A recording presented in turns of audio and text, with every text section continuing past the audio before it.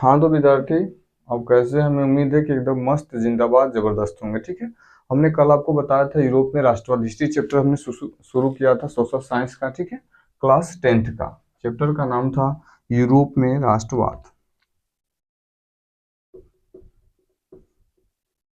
Europe में राष्ट्रवाद। इसमें हमने कई पॉइंट आपको बता चुके थे। कुछ बताएंगे चीज इसमें का पीछे का? राष्ट्रवाद की शुरुआत यूरोप में कब हुई थी? 19वीं शताब्दी में। ठीक है। उसके बाद नेपोलियन कोड कब आया था विद्यार्थी? 1804 में। कब आया था? 1804 में। कुलीन वर्ग किस वर्ग से संबंध रखते थे? तो जो कुलीन वर्ग थे वो द्वितीय स्टेट के वर्ग से संबंध रखते थे। नया मध्यम वर्ग का उदय कब हुआ था? 18वीं शताब्दी में। चलिए ठीक है। इसके बाद अगला टॉपिक हम देखेंगे। इसमें एक कथन है जो बार बार पूछता है, अर्नेस्ट का कथन है। अर्नेस्ट रेनान।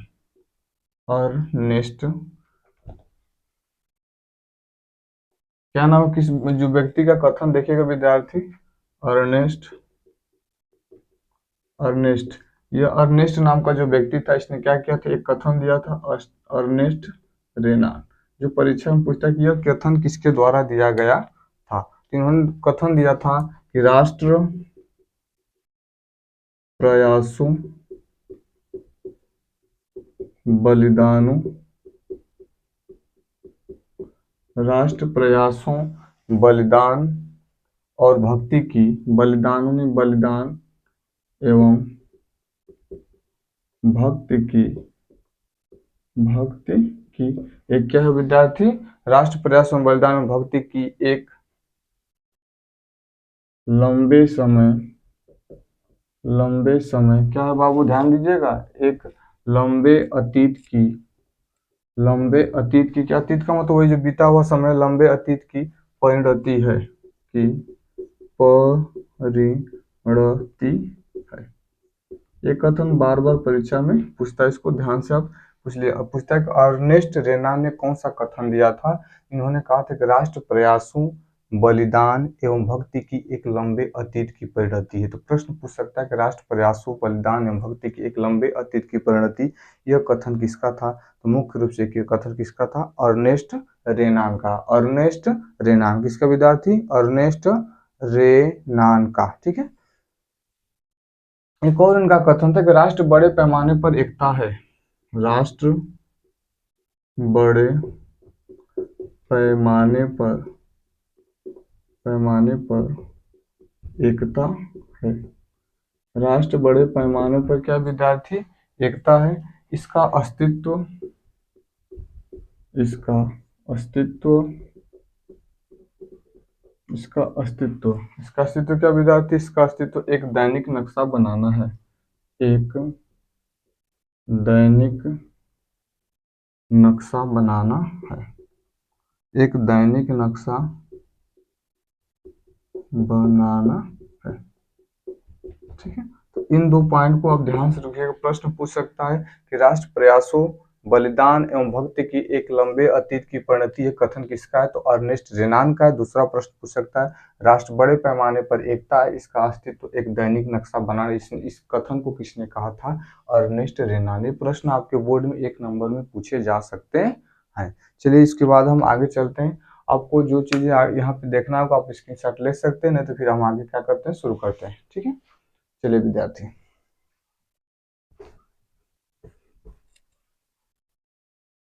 अगली हेडिंग को देखेंगे, उदारवाद राष्ट्रवाद का अर्थ। हेडिंग है आपका उदारवाद राष्ट्रवाद का अर्थ। ठीक है। इसके बारे में समझेंगे, उदारवाद राष्ट्रवाद का अर्थ क्या है। ठीक है। उदारवाद देखेंगे। मुख्य रूप से जो उदारवाद थे, इनकी विचारधारा 19वीं शताब्दी में आई थी। उदारवाद लोगों की जो विचारधारा उत्पन्न हुई थी किस शताब्दी में? 19वीं शताब्दी में। यानी जो उदारवाद लोग थे, इनकी विचारधारा किस शताब्दी में प्रारंभ हुई थी? 19वीं शताब्दी। उदारवाद लोग क्या चाहते हैं? समानता का अधिकार, समानता का अधिकार, स्वतंत्रता का अधिकार, समानता स्वतंत्रता का अधिकार,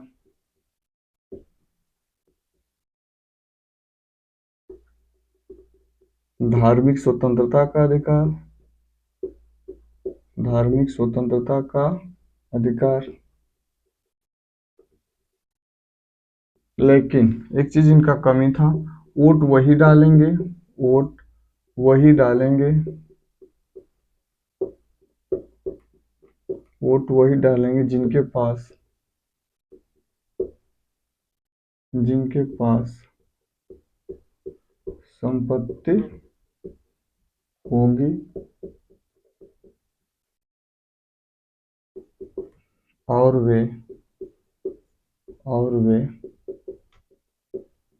पुरुष होंगे। समझ में विद्यार्थी? इसी उदारवाद राष्ट्रवाद में एक शुल्क संघ का गठन हुआ, तो इसको बार बार परीक्षा में पूछता है। 1834 की घटना क्या थी? 1834 ईस्वी में 1834 ईस्वी में प्रसा की पहल पर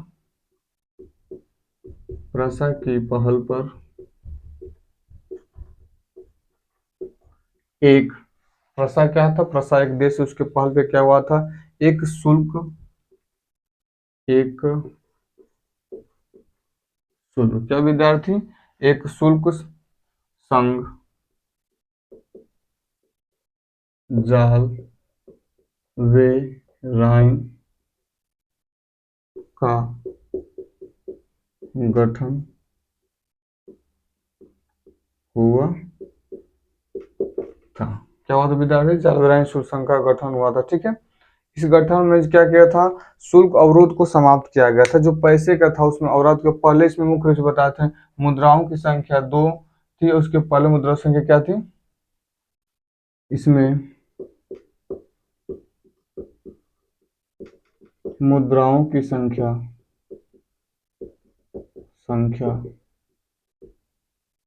2 कर दी गई, जो पहले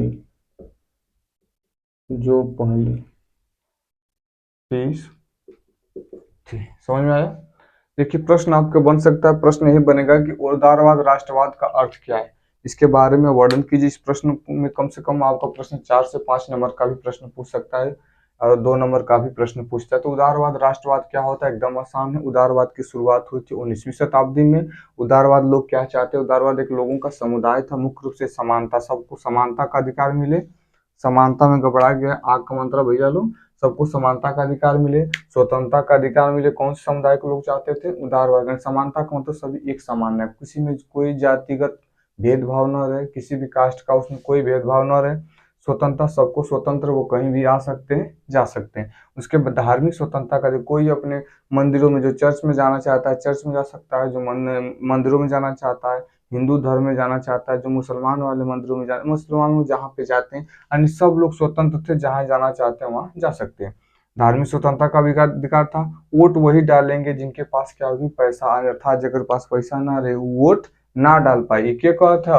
उदारवाद के लोग कहते थे कि जिनके पास पैसे होंगे वही वोट डालेंगे। और वो मुख्य रूप से क्या होने चाहिए? पुरुष होने चाहिए। क्या चाहिए विद्यार्थी? पुरुष होना चाहिए। इसी उदारवाद राष्ट्रवाद में एक शुल्क का गठन हुआ था। तो 1834 ईस्वी में प्रसा की पहल पे, अर्थात प्रसाद देश था, उसके कहने पे एक शुल्क जाल वेराइन का क्या हुआ था? गठन हुआ था। जाल वेराइन का क्या हुआ था? गठन हुआ था। जिसमें मुद्राओं की संख्या 2 कर दी गई, जिसमें पहले मुद्रा कितनी थी विद्यार्थी? 30 थी। मुद्रा पे रोक लगाते थे, अवरोध कर दिया, अर्थात पहले मुद्रा ज्यादा थी, वह मुद्रा कितना हो गई? कम हो गई। समझ में आ गया होगा?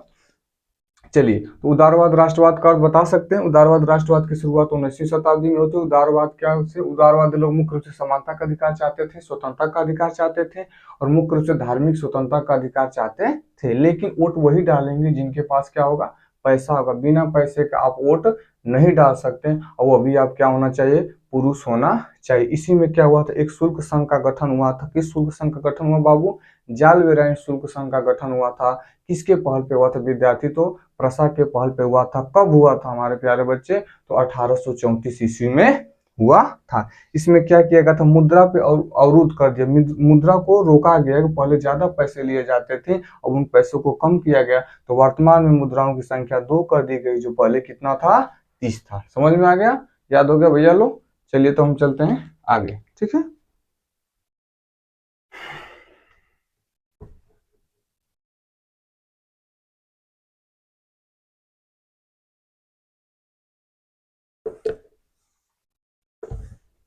चलिए अगली हेडिंग हम देखेंगे मुख्य रूप से वियना के बारे में, ठीक है। वियना,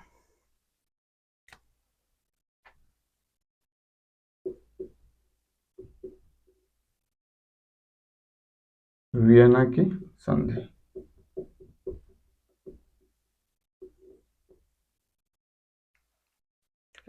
वियना की संधि में मुख्य रूप से क्या था, वियना की संधि कब हुई, तो मुख्य रूप से पहला चीज 1815 में नेपोलियन को पराजित करने के बाद वियना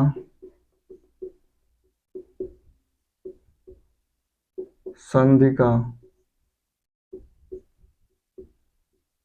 गठन किया गया,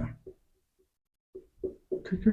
मुख्य रूप से वियना की संधि का गठन क्या हुआ था, 1815 में नेपोलियन को पराजित करने के बाद वियना संधि का गठन किया गया। नेपोलियन को हराने वाले मुख्य रूप से कौन कौन से थे लोग थे, तो ब्रिटेन, कौन रहा था विद्यार्थी, ब्रिटेन हराया था, रूस, ब्रिटेन, रूस, प्रसा, ब्रिटेन, रूस, प्रसा, उसके बाद ऑस्ट्रिया, ऑस्ट्रिया देश मिलकर, कुल ना लिखो भैया लोग, समझ जाएंगे आप लोग ना। ब्रिटेन, रूस, प्रसा, ऑस्ट्रेलिया देश मिलकर क्या किया था, किसको हरा दिया था, नेपोलियन को, अर्थात फ्रांस देश को क्या कर दिए थे ये लोग, हरा दिए थे मिलकर। लिख देना तो क्या बोलो कि ना लिख लो, फ्रांस को हरा दिए, ठीक है। उसके बाद जब वियना की संधि हुई तो उसका नेतृत्व कौन कर रहा था, तो इसका नेतृत्व कर रहे थे ऑस्ट्रेलिया के चांसलर, ऑस्ट्रिया, ऑस्ट्रिया के chancellor,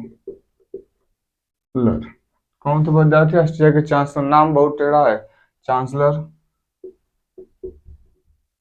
Duke, chancellor Duke Metternich, Metternich, कौन विद्यार्थी, मैटरनिक, ठीक है। वियना की संधि कैसे हुई थी, वियना की संधि के बारे में बता रहा है कि वियना की संधि 1815 में नेपोलियन को पराजित करने के बाद वियना संधि का क्या किया गया, गठन किया गया। वियना संधि, संधि का मतलब जोड़ होता है, वो हिंदी वाला संधि नहीं। इस संधि का मतलब कि जब कोई राजा हार जाता था तो उस हारने के बाद उस राजा के ऊपर क्या थोपा जाएगा, उस देश के ऊपर क्या थोपा जाएगा, उस देश में कितना ज्यादा दबाव बनाने का काम करेंगे जो देश जीत चुके हैं। तो वियना की संधि के बारे में, वियना की संधि कब हुई थी बता रहा है कि 1815 में नेपोलियन को पराजित करने के बाद, अर्थात नेपोलियन जब हार गया तो वियना की संधि का क्या किया गया, गठन किया गया। नेपोलियन को हराने वाले देश कौन थे, नेपोलियन अर्थात ये फ्रांस से लड़ाई करता था, फ्रांस का की तरफ से नेतृत्व करने का काम करता था ब्रिटेन, रूस, प्रसा, ऑस्ट्रिया देश मिलकर क्या किए विद्यार्थी, फ्रांस को हरा दें। किसको हरा दें भैया लोग, फ्रांस को हरा दिए। और हराने के बाद जो ऑस्ट्रिया का था चांसलर ड्यूक मैटरनिक, ये जो व्यक्ति था किसका नेतृत्व कर रहा था, वियना की संधि का क्या कर रहा था, नेतृत्व कर रहा था। नेतृत्व का मतलब मालिक, ठीक है। इतना समझ में आ गया। अब देखेंगे वियना की संधि के प्रमुख बिंदु थे, क्या क्या वियना की संधि में घटनाएं हुई थी। आपको समझ में आ गया होगा वियना की संधि कब हुई थी, 1815 में नेपोलियन को पराजित करने के बाद वियना संधि का गठन किया गया। और नेपोलियन को हराने वाले कौन कौन देश थे, ब्रिटेन, रूस, फ्रांस, ब्रिटेन, रूस, प्रसा, ऑस्ट्रिया देश मिलकर क्या किए थे, फ्रांस को हरा दिए थे। और फ्रांस का ही नेतृत्व कौन कर रहा था बाबू लोग, नेपोलियन कर रहा था। हराने के बाद इसका नेतृत्व कौन किया वियना संधि का, तो ऑस्ट्रिया का चांसलर ड्यूक मेटरनिक ने क्या किया था, इसका नेतृत्व किया था। और मिटा दे भैया, चलिए अब हम देखेंगे वियना की संधि के कुछ बिंदु, वियना की संधि में कौन कौन सी घटनाएं हुई थी। वियना की संधि वाला प्रश्न आपका 5 नंबर का पूछता है। चलते हैं इसमें, वियना की संधि के, वियना की संधि के प्रमुख बिंदु, बिंदु, बिंदी ना है, वर्टिकली वाला बिंदी ना, वो बिंदी वाला बाबू, ये बिंदु इंपॉर्टेंट चीज क्या हुआ था वियना की संधि के बाद, देखिएगा मुख्य रूप से फ्रांसीसी कौन विद्यार्थी? फ्रांसीसी क्रांति के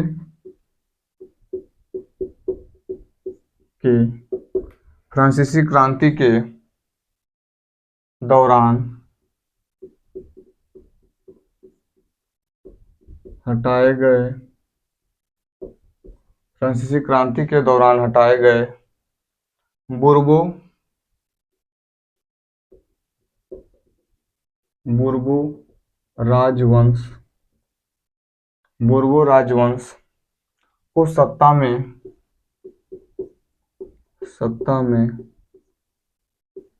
बहाल सत्ता में बहाल किया गया था।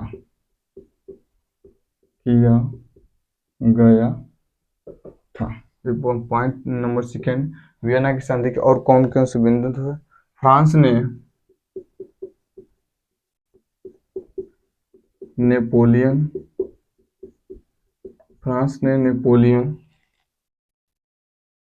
के कब्जे वाले प्रदेशों को खो दिया। कब्जे वाले प्रदेशों को खो दिया। ठीक है भैया, आगे देखिएगा।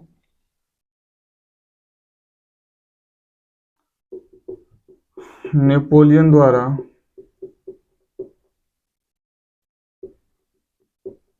गठित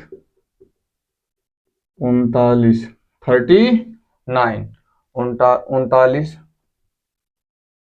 जर्मन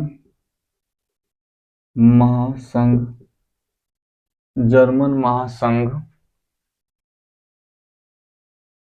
के राज्यों में कोई परिवर्तन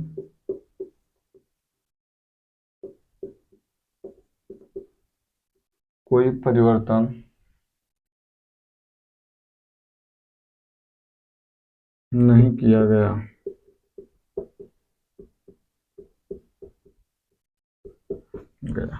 अगला पॉइंट देखेंगे भैया लोग क्या कर रहा है उसके बाद। पूर्व में रूस को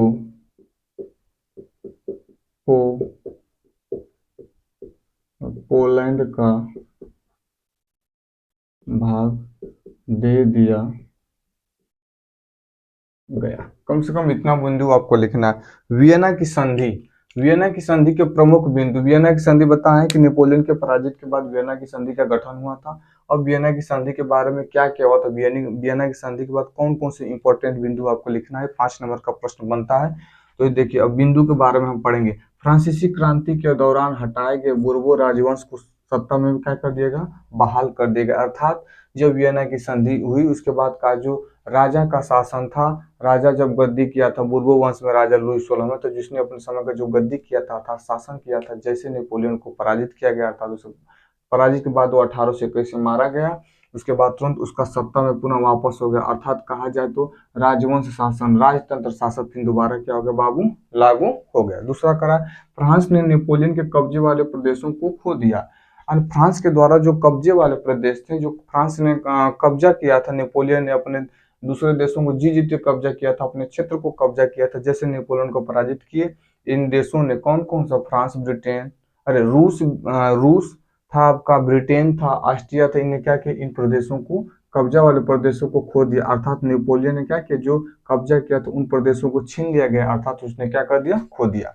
नेपोलियन द्वारा जो गठित, नेपोलियन ने 39 जर्मन महासंघ के राज्यों को क्या किया था, गठित किया था, लेकिन उसमें कोई परिवर्तन नहीं हुआ। अर्थात इसको जैसे का तैसे उन्होंने वैसे ही रहने दिया।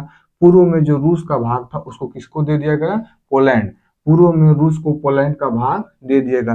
पूर्व हिस्सा में रूस को कौन सा भाग दे दिया गया, पोलैंड को। अर्थात पोलैंड ने क्या किया, कब्जा कर लिया, जो भी नेपोलियन जीता हुआ था। ठीक है, तो वियना के बिंदु आपको समझ में आ गया होगा। वियना के बिंदु में क्या लिखना है आपको, फ्रांसीसी क्रांति के दौरान हटाए गए बोर्बो राजवंश को सत्ता में फिर दोबारा से लागू किया गया। फ्रांस ने नेपोलियन के कब्जे वाले प्रदेशों को क्या कर दिया विद्यार्थी, खो दिया। नेपोलियन द्वारा गठित 39 जर्मन महासंघ के राज्यों में कोई परिवर्तन नहीं गया, जैसे राज्य गठन हुआ था वैसे का वैसे ही रह गया। पूर्व में रूस को कौन सा भाग देश दे दिया गया, पोलैंड का देश, पोलैंड का एक भाग उसे दे दिया गया। ठीक है, अब हम चलते हैं इसको मिटा के अगले पॉइंट पे।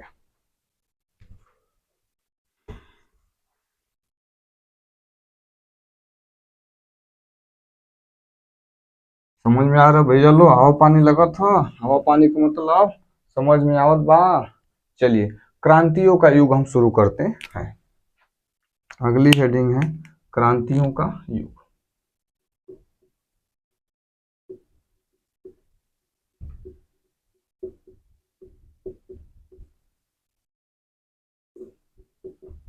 कौन कौन सी घटनाएं हुई तो मुख्य रूप से इसको देखना है। ठीक है, तो क्रांतियों का युग मुख्य रूप से कहां से कहां है? क्रांतियों का युग है 1830 से लेकर 1848 तक। मुख्य पॉइंट इसमें हम देखेंगे, परीक्षा के दृष्टिकोण को देखते हुए मुख्य सबसे प्रश्न बनेगा, प्रथम विद्रोह फ्रांस में कब हुआ था? तो फ्रांस में प्रथम विद्रोह 1830 ईस्वी में हुआ था। ठीक है, विद्यार्थी समझ में आ गया होगा।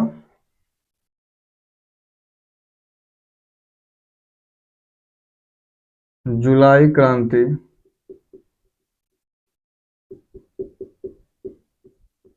जुलाई क्रांति विद्यार्थी पूछ रहा है जुलाई क्रांति कहाँ थे? ब्रुसेल्स में हुई थी, ब्रुसेल्स में हुई थी। समझ में आ रहा भैया? लो एक एक पॉइंट को हम ध्यान देंगे, हुई थी।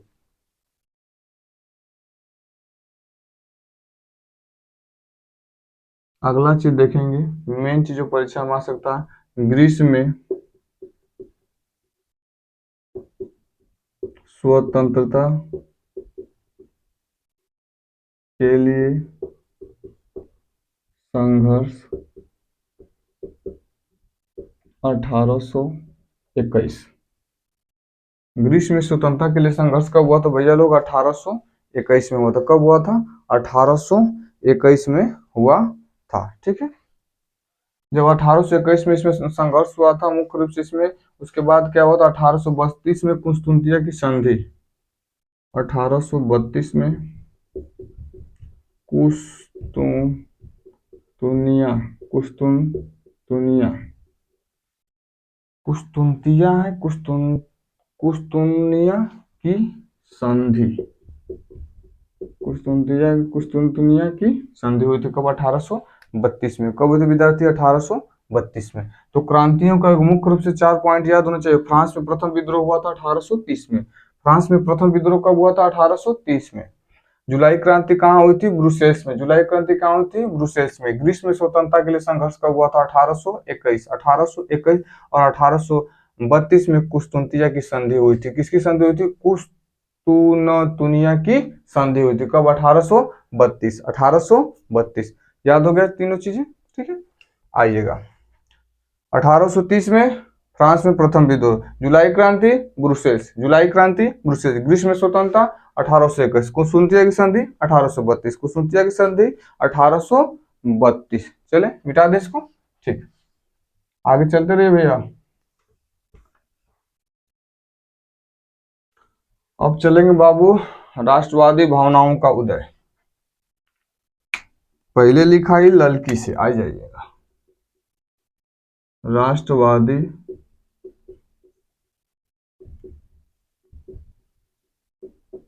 भावनाओं का उदय, देखिएगा, राष्ट्रवादी भावनाओं का उदय। मुख्य रूप से राष्ट्रवादी भावनाओं का उदय करने का काम कौन किए थे? जर्मन दार्शनिक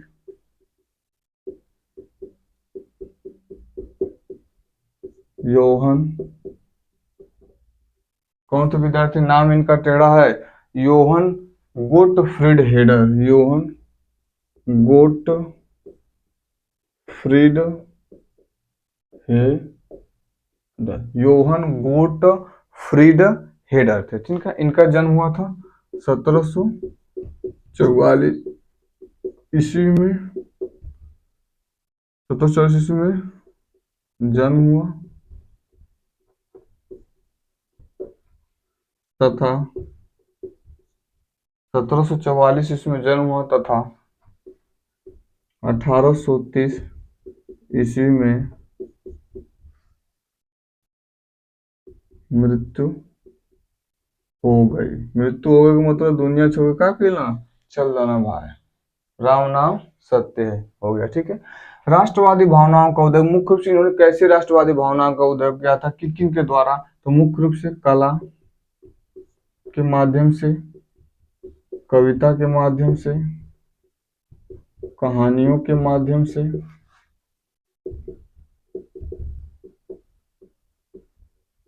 तथा चित्रों के माध्यम से देश प्रेम की भावना को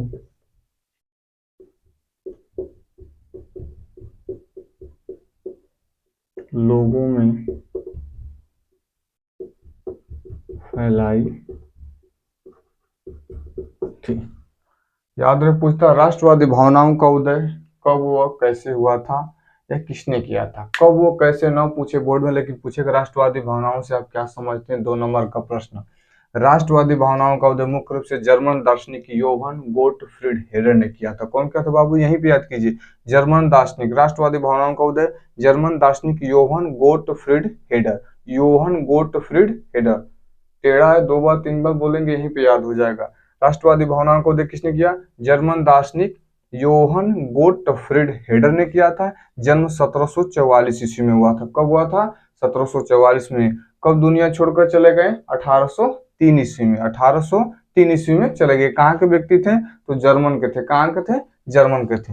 ये मुख्य रूप से कैसे लोगों को, अपने देश को आजाद करने के लिए लोगों को प्रेरित करते थे? तो कला के माध्यम से, कला बना के, पेंटिंग बना के लोगों कैसे लड़ाई लड़ना, पहले की कहानियां क्या थी, उन कहानियों को लाते थे। फिर कविता के माध्यम से, कविता समझते हैं, गाना जब बजता है, आप रोज स्कूल जाएंगे, ऐसे जाएंगे ठीक है, लेकिन जैसे 15 अगस्त 26 जनवरी टाइट रवा लो, मेरे वतन के लोगों जरा आँख में भर लो पानी, वो मर गए उनके लिए खूब, तिरंगा लहराओ, सब गाना ना चलता है, ए वतन ए वतन, तो एकदम कविता अब लगता है कुछ एकदम आप टाइट, फिर ओकर बाद तो धीरे धीरे ऐसे चलने लगते हैं।